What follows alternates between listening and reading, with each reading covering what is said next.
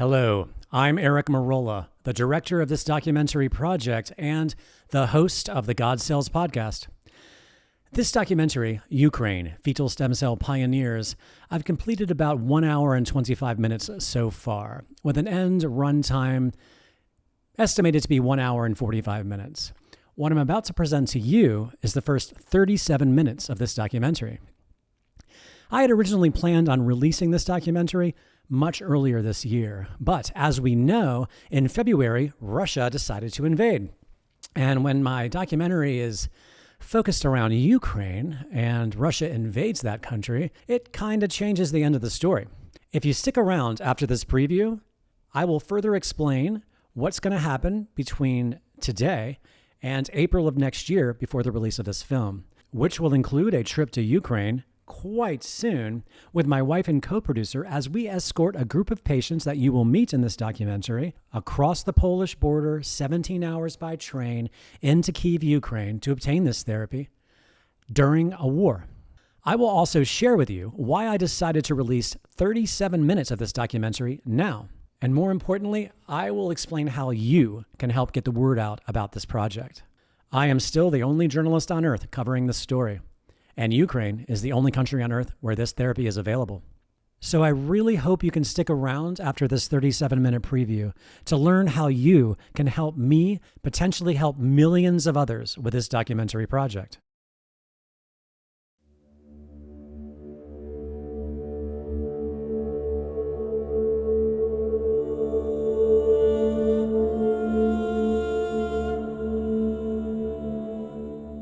The country of Ukraine is literally the only place on earth where this is legal and regulated, right? Yeah. And then learning that emcell is the only place in the world you can actually get those, I was on board.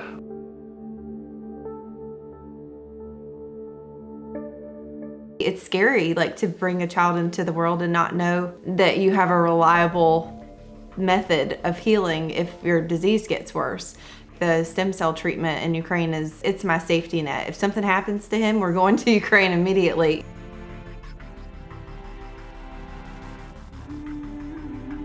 He drew me this line when I said, "Matt, write your name." And then I wasn't sure if he understood what I meant by write your name. So I said, "Matt." I said, "Can you write Matt?" And then he did the dots. So 2 different prompts. He knew that this was not what I wanted, but he still didn't know what I wanted. Just your name, buddy. Last name.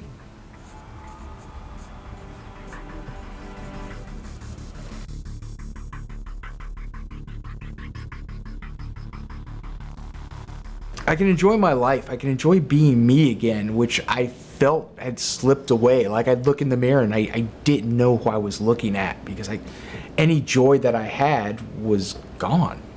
I can write, I can paint, I can play guitar again, whereas before this I couldn't. So it changed my life.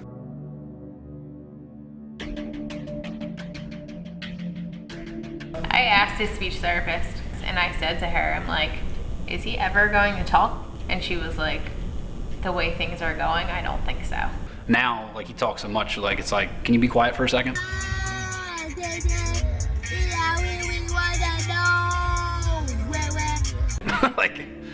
You know.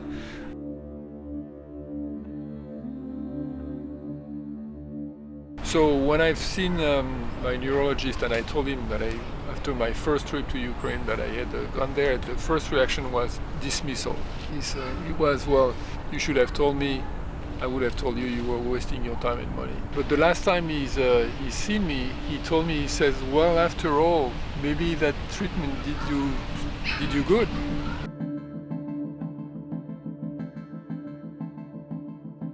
You can plan on, by the time she's 7 or 8, in a wheelchair, feeding tube because they don't have an appetite. They'll have a rod in their back because of scoliosis. At night, she'd have oxygen to help her breathe because the lungs, it affects the lungs in a big way.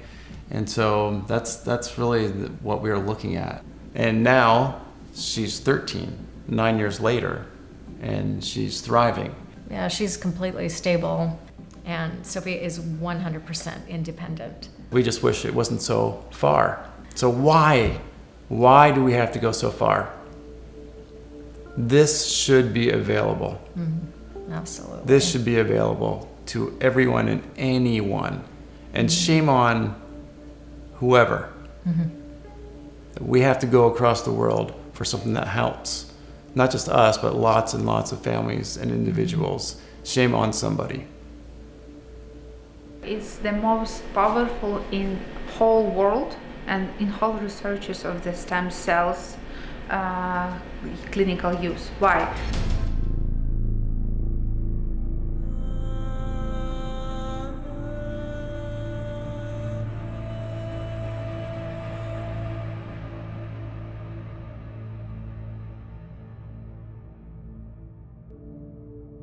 In 1893, German pathologist George Schmorl first documented the presence of fetal cells in the maternal body, to later be observed that these retained fetal cells have stem cell-like properties.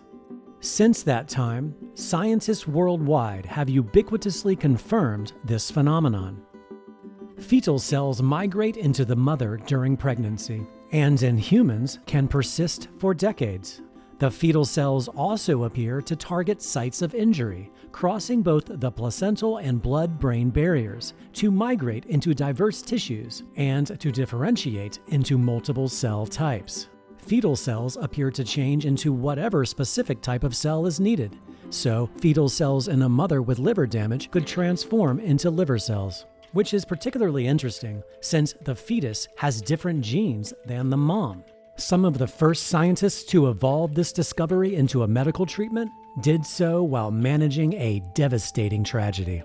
There has been a nuclear accident in the Soviet Union. One of the atomic reactors at the Chernobyl atomic power plant near the city of Kiev was damaged. The Chernobyl disaster resulted in some people suffering from aplastic anemia, otherwise known as bone marrow failure. And to this day, a bone marrow transplant is the only cure. Just weeks after the event, the LA Times reported a major problem that confronted the physicians in the first frantic days was to find suitable bone marrow donors. In a few rare cases, physicians had been known to use fetal liver cells as substitutes for adult bone marrow. The first case of our treatment was a case of aplastic anemia. This was a child, and he was completely dependent on the blood transfusions. Completely. Once per week, blood transfusion, and this kept him alive. In about 2 months, he rapidly flourished after this treatment. This was amazing, and this was what we made. Wow. This is Dr. Alexei Karpenko and Dr. Alexander Smigadoop. They are two of the earliest pioneers of fetal stem cell therapy in Kyiv, Ukraine. I tracked down Dmytro, the aplastic anemia patient they had cured back in 1991. To this day, Dmytro never had any other therapy for his bone marrow failure since being injected intravenously with fetal liver cells decades earlier. I was hired at the Coordinated Center for Transplantology of Ministry of Health, and I founded there a department for fetal stem cell transplantation. So formally, I got the position of the person in charge for fetal stem cell transplantation in our country. emcell was a private company which was established, founded in the beginning of 1994, just for development of this invention. This was the single university level clinic in the world devoted to this single problem of fetal stem cell transplantation. This is our only topic of our investigation. At the same time, we have established cooperation with 12 leading medical institutions in Kyiv. Originally operating from a single room in a Kyiv state hospital, emcell has since evolved into this. Ukraine continues to be the only country on earth that this technology has been formally approved and legalized. The lack of regulatory approval elsewhere, especially in the United States, is partly due to the contention that these stem cells are obtained exclusively from end of first trimester abortions. Women have been finding ways to end pregnancy historically since 1000 BC. No one's out there getting pregnant to support stem cell Exactly. research to have an abortion. I think it's much more beneficial than the way that abortions are handled in our country, where it's just thrown out. At least it can go to something that can be beneficial to somebody else. Yeah, might as well use it. I do think that if, like, the United States says, we think this would promote abortion or something like that, I think that's ridiculous. I don't know the statistic off the top of my head, but I can imagine that there's probably thousands of abortions happening in the United States daily. Why would you need to force an abortion in order to get the stem cells to provide the treatment? That doesn't make any sense to me. I think it's a shame. I mean, there's millions of fetuses that are aborted every year, and we could be putting all that tissue, the fetuses, to good work and study them. Obviously, emcells figured it out, and people are getting healed, and miraculous things are happening. And it's just too bad the United States isn't able to do that yet. Hopefully, maybe sometime in the future. But we're not going to speak to women and convince them from aborting just to have stem cells. We're talking about people who made the decision. And I'm thankful that the person who had decided to terminate their pregnancy donated the fetus, and the cells were able to be extracted to help other people with chronic disease. And it changed my entire life. So yeah, I'm really good with that fact. And in conversation, with someone at church, I was just talking about, and she looked at me and she says, "Oh, well, you don't ever have to do that again. Don't ever do the fetal stem cells again." And I'm thinking, I wasn't apologizing for it. I was telling you how amazing it is that Sophia's doing so well. And she's telling me, from her only point of view, was this is a horrible thing and you should never do it again. And I'm like, oh, we're like so on the different page. Like, that's not what I'm saying. So then I've learned not to talk about it because people couldn't grasp that we were horrible people for saving our daughter's life. So yeah. After 30 years of development, fetal stem cell therapy doesn't just include the cells derived from the fetal liver, which is how this therapy was given its start after Chernobyl. Instead, this protocol has evolved into utilizing stem cells from virtually all the organ systems of the human body, aimed at addressing a wide variety of neurological and immunological conditions.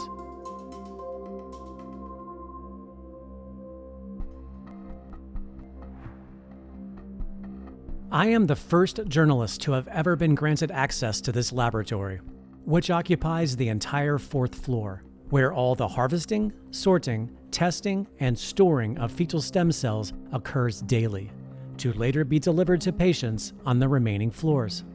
The most important part of this floor is the biotechnology laboratory.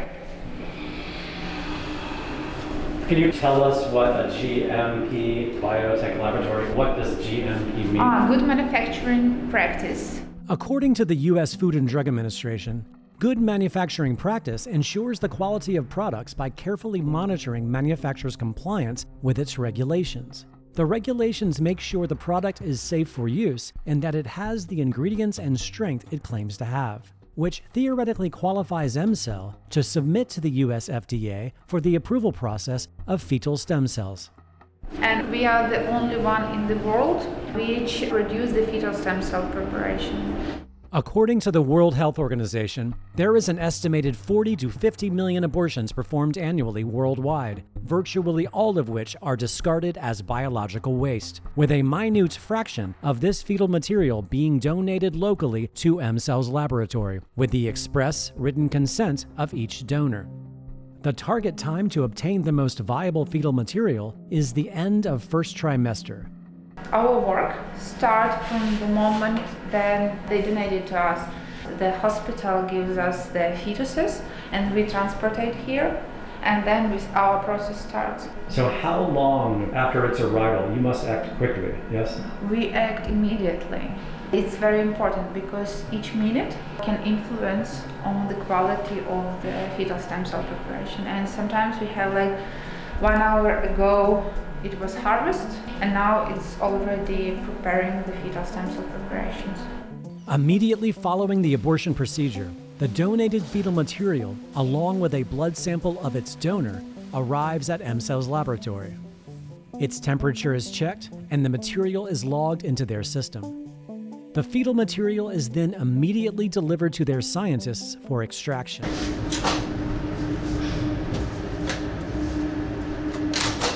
So we put the box inside. I need to wait when the air inside of the chamber changed, and then the indicator becomes green.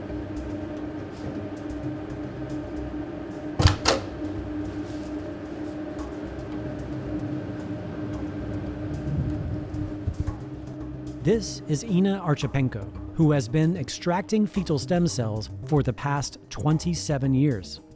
After the cells are successfully extracted, they are immediately sent to cryopreservation. The key point of the cryopreservation is to guarantee the percentage of live cells. After our cryopreservation process, we have 98% of live cells in each of our fetal stem cell preparations. So this program is unique because if you look through the other publications for other stem cells, not only fetal stem cells, they have 70 or 80% of live cells, and we have 98. So we're really very proud of it.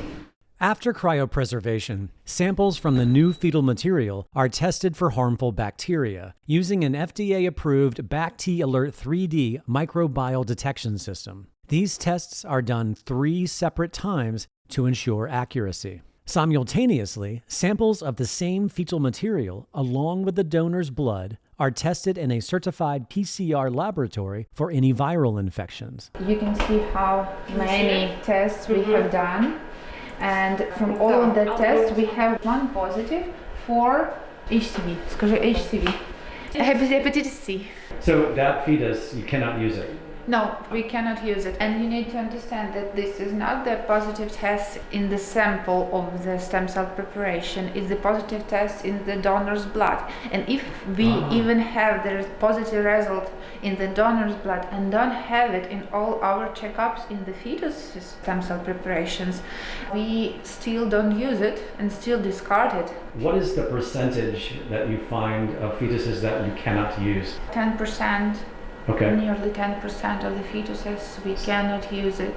There are different reasons for that. There is a microbiology sterility, infection sterility, and also the quality control of the proliferation potency of, of the stem cells. There is the main 3 reasons why we can discard the fetal stem cell preparations. So even if the samples are clean of all viruses and diseases, the viability of the cells are not good? Yeah, sometimes it happens because of there's different reasons, because not each fetus is the same.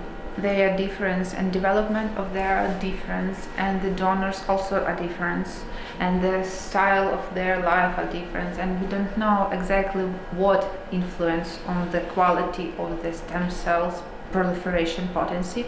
Sometimes we have the sterile sample.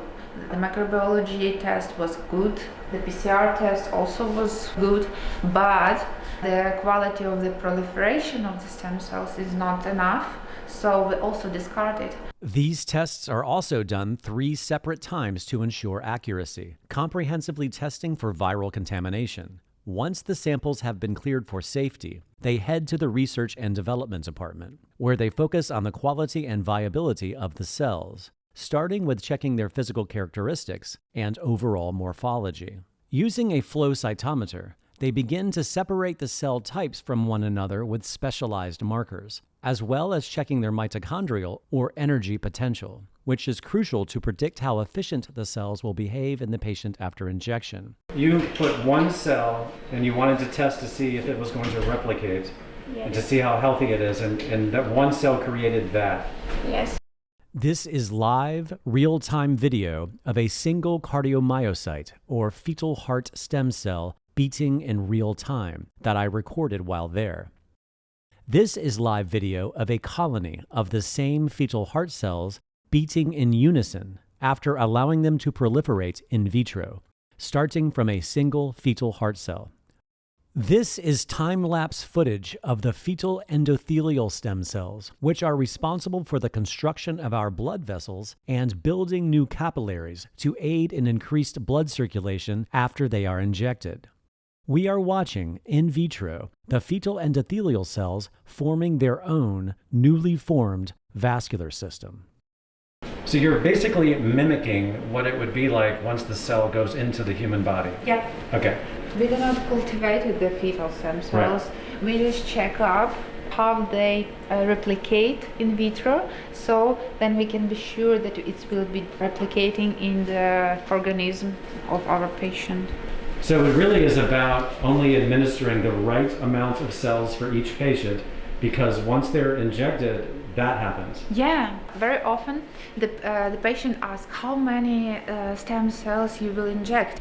Of course, when we are talking about the cultivated stem cells, it's important to know how many stem cells you will be injected, because they already proliferate in vitro and they don't have any potency to proliferate in the body. So, but when we are talking about the fetal stem cells, they can replicate. When other companies use cultivated stem cells, they cannot define their proliferative potential because they already use that potential in vitro. Yeah, and now if we are using the fetal stem cells, not cultivated stem cells, the whole their potential cover up the whole body of the patient, and we don't waste it in vitro cultivation. So that's why the amount of fetal stem cells may be not so high like the cultivated stem cells, but the proliferative potential of them is like 100 times higher when we are talking about like autological. Very often you hear people say, why do you need new fetuses all the time? Why can't you just cultivate and replicate from one? But you're explaining that it's not nearly as powerful for a therapy, because they're not capable of going into the body and reproducing like the non-cultivated cells. Yep. So what you're doing is basically the most powerful version of fetal stem cell therapy. Yep. Yeah. It's not only the most powerful of fetal stem cells therapy, it's the most powerful in whole world and in whole researches of the stem cells clinical use. Why? Because we have like 3 types of stem cells. Embryonic stem cells, yeah? They can be used not cultivated. Fetal stem cells, and also autologicals or allogenic, but cultivated cells. Embryonic is not safe. They can cause the cancer, everybody knows about that. Fetal stem cells are safe but have the same potential like the embryonic stem cells, and they are not cultivated, so they don't lose its potential. And the autological or differentiated, for example, mesenchymal stem cells, they don't have any potential when they are injected, so maybe they can influence how in some way, but it cannot be so useful, and it can hold for the years, like we are talking about the fetal stem cells. Now just walk towards me, just walk. No, just walk normal, just walk towards me. This is 4-year-old Sophia Jones, around the time a pediatric neurologist diagnosed Sophia with Ulrich congenital muscular dystrophy. And so when her doctor, he was a specialist in this particular disease, which is Ulrich muscular dystrophy, he did say that she's healthy now, but not for long. And she's 4 years old. She's as sweet as can be. That just was a complete shock. I mean, to know she's healthy now, not for long, like what does that mean? The lifespan is probably 19, 20 years old. Yeah. You can plan on, by the time she's 7 or 8, in a wheelchair, feeding tube because they don't have an appetite. At night, she'd have oxygen to help her breathe because the lungs, it affects the lungs. And the other people that we've met in this situation, these people need assistance from when they start school. They have a full-time assistant next to them. And you think about that as they age, and Sophia's 13 years old now. And the dignity that goes along with, you want your privacy as you get older, and you always have to have an aide with you, or mom or dad, or helping her to get out of the door, to go to the bathroom, to have an aide with her full time. They're getting up multiple times at night. I think that's one of the shocker. I can't imagine waking up 5 times a night and having to turn my child because, they need to be repositioned and they cannot turn themselves, or too weak. Her doctor, when I would ask questions, he would actually say, well, we'll cross that bridge when we get there. and you don't really know what you're dealing with. And quite frankly, you're not supposed to look on the internet, and that's exactly what we do. You go home, and I mean, it was very dark days ahead of us because it was shocking. But I think what's more shocking is that they have nothing to offer you. And so they gave us a diagnosis, they gave us a prognosis, and then they tell us to come back every 3 to 6 months to measure her decline, because there is no progression. There's just going to be regression from there. And that's really their solution. There is no drug. If there was a drug, I mean, at that point, you're willing to do anything, right? I might even take a drug. I'd take anything, but there was nothing concrete that we could do when we left the clinic. So we were hoping for some type of treatment, Well, things that and we can do he for did her. say, it was like maybe in 10 years there's going to be something. So in 10 years, okay, but let's talk about the Jerry Lewis. He raised $2.45 billion, and that was like 50 years ago, and we still have nothing. When her doctor diagnosed her, he said lots of parents are desperate, and just so you know, not to bother trying anything, because he said he's seen parents go broke, literally, because you're so desperate and you're trying everything and nothing will work. And so that was his advice, like, do not put your money into anything else, because I'm telling you, it will not work. So that was the picture. That was the picture that we were painted. This is what she was diagnosed at 4, and that's kind of the picture of that we were looking forward for the next, 16, 17 years. Less than a year of Sophia's diagnosis, her parents discovered fetal stem cell therapy and decided to give it a try. I wish you would tell me why. Do you want to build a snowman? This is Sophia at muscular dystrophy camp at age 6, after receiving 2 annual fetal stem cell therapies in 2012 and 2013. The girl in the wheelchair to the right is 8 years old and has Sophia's exact same diagnosis, Ulrich congenital muscular dystrophy. Everyone is actually in that situation except for us. I first met Sophia the following year after her 4th fetal stem cell therapy. After the very first treatment, within that next week, she went from falling 15 to 20 times a day down to no times. She doesn't fall anymore. Sophie, we're getting you a hula hoop, girl. What? Are you ready? Yep.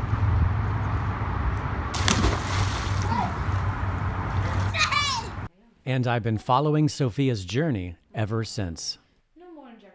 Going back to the doctor who gave her the diagnosis, we sat down, I'll never forget, we sat down in the office and he said how everything's going as he's looking at his computer, and we said really good.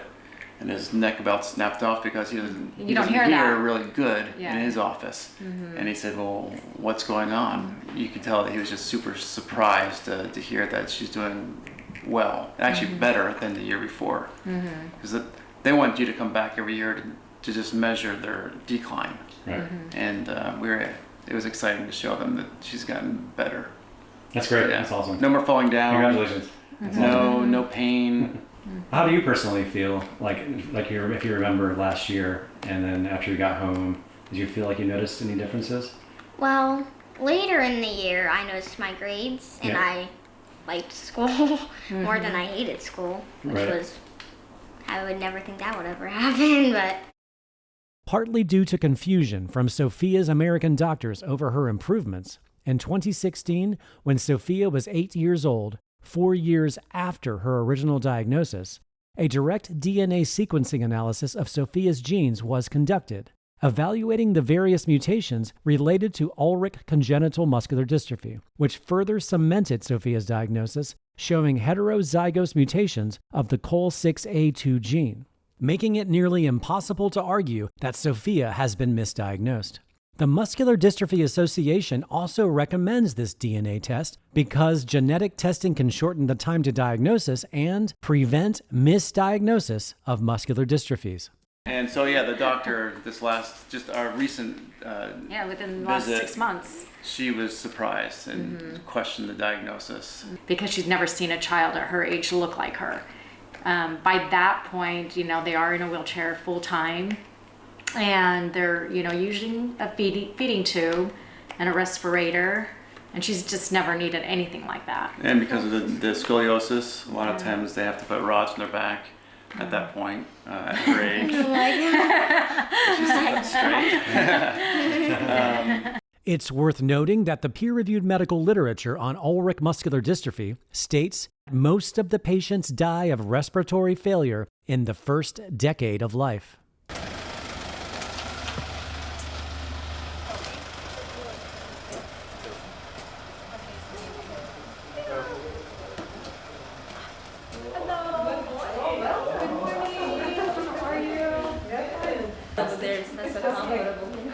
That's what we have been mentioning that Talk. So can we say that the situation pretty much like the same in comparison to the last time? I would say stronger. Stronger. Лучше, I would say a lot more endurance with school and walking. Good. Что лучше стала походка, да, выносливость. What about strength in extremities, like With in strength? hands? Do you feel like you're stronger with your hands? I know, probably the same. Probably the same. The same. And what about physical therapy? Are you doing Physical it like, therapy? Yes. We're like doing a a lot regular of basis. physical Yeah? therapy. Okay. She is now taking initiative to do a lot of it on her own. Okay. So she's walking on the treadmill every single day, 1 mile at least, about a mile, and she can do 2 miles. Хорошо, но они молодцы, я могу Great только job. похвалить. Yeah. And Ну, you вообще в целом. experience sometimes any pain in your body? No, no painful feelings. Хорошо, утруднений дыхания нет, и все What хорошо. about your breathing? Is it smooth and normal? Yeah, that's good. Kids by 10, they're not walking with her condition. She's 13 and she keeps improving in strength. And so she's just very stable. Hi. How are you? Good. Nice meeting you, Maddie. You too. Yeah. What are you guys gonna do? Swim. So nothing has gotten worse through all of these years. You know, you're always worried about it. Even though we're doing all of this stuff for her, you're always in the back of your mind, like, is there something that's going to happen? Yeah, sure, of But course. her muscles and everything are showing that they're completely stable. So that's huge. It's huge. It's huge. I'm just so proud. I'm so proud of it. Everything's so good. Yeah, I'm it's so awesome. happy. While following patients for this story, I frequently found family members also trying fetal stem cell therapy. You know, through the years watching Sophia receive these treatments and having a benefit, I thought, you know, I'm here. I'm going across the world with her, so I thought I'd give it a shot. There is a lot that goes into a major diagnosis like that, and the stress that comes along with it, and I think it triggers a lot of different things. And along with that came diagnosis of celiac, Hashimoto's, and Sjogren's. And so I was physically watching my body just completely, I was getting inflamed. I couldn't control, my weight was going up. I wasn't changing anything. Yeah, I was just swelling every day. My eyes were poofed out, and I was just getting I was declining very quickly. And it was almost like spiraling out of control. Which is super hard for someone who's like so dialed into health. She is very passionate about health. Passionate. And then immediately my inflammation started going away and my numbers improved dramatically. So it was great to have some blood work to refer to so I could see my blood work was improving. So my Hashimoto's is now fine. I don't take medication for my thyroid. And my celiac, that's... Which is huge, by the way. That's negative. I no longer am celiac. Sjogren's, I think still there's something there, but I don't really deal with the effects of it, so I don't notice it. So for the doctor to see, oh, by the way, your thyroid is functioning. Yeah, She'd never heard that. That's a shocker. She'd never heard that. Yeah. So I mean, I'm thrilled. Yeah. I'm thankful that I can do it. Yeah, she's come miles and miles away from just her energy and really life being sucked back into her. So it's made a big difference. Yeah. In America, with all the autologous, so adult stem cells, they are like a big boom. People like to, I had that done. I had the stem cells. Yes, there is some influence of injected of the autological stem cells, but it's not the same and they cannot be sure that it will be divided. When we are talking about the adult stem cells, there is two types of procedures. One, when the person just took the stem cells, like from the fat, for example, is the most popular. There is two ways. They took from the fat and then they injected directly to the blood in an hour. In your body was stem cells. They took from your body stem cells and just injected the same stem cells into your body. How we can expect a big results from that? Of course not. And the second way, when they took the stem cells from your fat and then they cultivated them. But if they cultivated them, they have two options. The first one, they start proliferate, and all their potential was wasted in vitro, in the petri dish, and then they inject it to the patient. The first one reason why it's not so effective, and the second one is the same your stem cells. They have the same epigenetic memory. They have the same mistakes in their DNA. So it's very low opportunity them to work or to improve really rare or hard diseases. Yeah, or neurological. Or neurological, of course. And there is also they always are talking about that. Okay, we differentiated stem cells. We took your stem cells, and they will be differentiated into the neuronal stem cells. Of course, when you have the commercial mediums and you put there inside like thousands of microelements and growth factors, of course, they may transform to the neuronal stem cells in vitro. But in your body, there is not such growth factors in such amount. So how can they transfer to the neuronal stem cells? They cannot. So people getting adult stem cells for Parkinson's and things like that, they're not really going to be helped because it cannot really help their nervous system. Directly it cannot. How can mesenchymal stem cells took from your fat become neuronal cell from your head? Right. Why it does not transfer from your fat to your head in your body? If it can, so it will be improved by itself. It's almost impossible. Yeah. Also, you need to know about the main limitation. If you cultivate your adult stem cells from your body, you have only around 50 divisions. You will have the problem with it will be elderly cells, and they have no any proliferative potential when you inject it in the body. What is your kind of response to people that get umbilical cord cells for similar ailments as what people go to emcell for? With umbilical cord blood is the same situation like with autologicals or with the fat stem cells. Why?